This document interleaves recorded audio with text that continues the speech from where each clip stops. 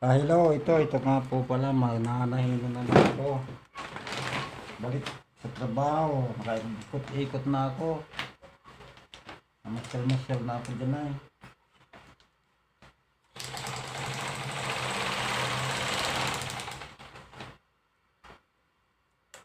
Parang hindi ka ito napatay kanina, baka mainit na.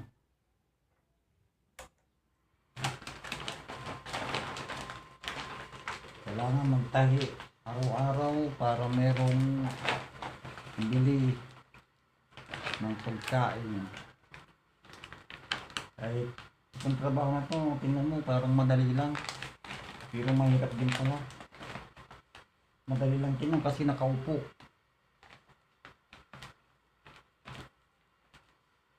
Pero ang nahirapan pala ito yung mga ugat mo sa kasukasuan. Hindi gumagalaw. Sabi nila nagbabarang-bara daw yung mga ugat. Kaya kung minsan mas naigi pa yung nagbubuhat. Ayan, balik na ito ako magtahi nito. Hindi matagal.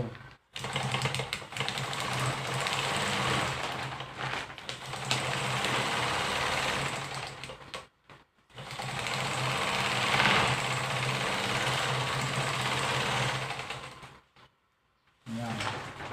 Ayan ko po ang itsura niya, no? Pag nabuo.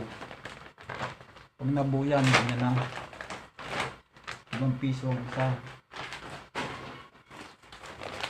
Ayan po itsura niya, no? Tapos lalagyan mo ng ganito. Side, ang tawag namin dito. Gilid. Gilid ng bag. Ayan, ganyan. Gagaan lang ito. Kailangan magtaga ka.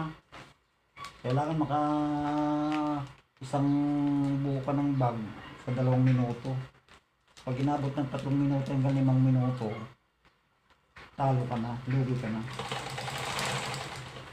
Sa maghapon. Kasi sa isang oras dapat maka 20 piraso ka. Hindi baba ng 20. Pag bumaba ng 20, wala.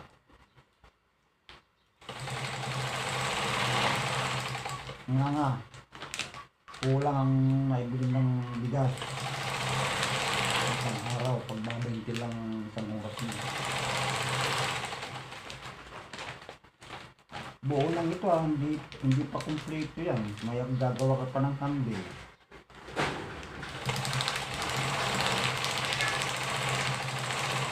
Kung titingnan mo siya, madali lang. Ayun, gaganyan-ganyan mo lang siya, oh. Magaling lang ang trabaho ko.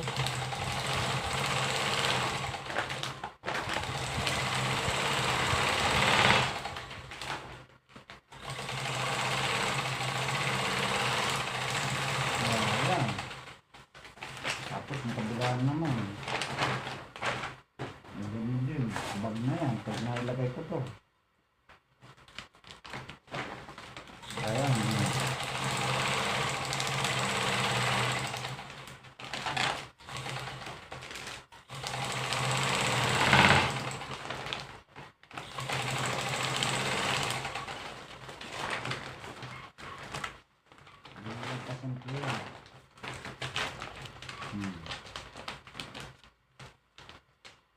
Dito naman ganyan.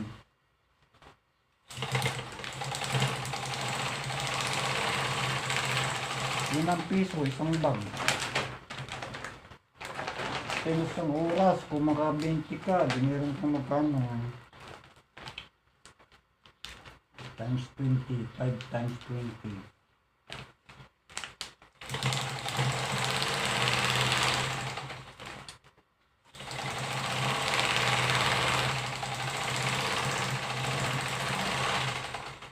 Ayan, basta kondisyon ng makina mo, ayan. Ang problema, dire-diretso yung tahi niya. Ang bag na yan. Okay, thank you sa nanonood.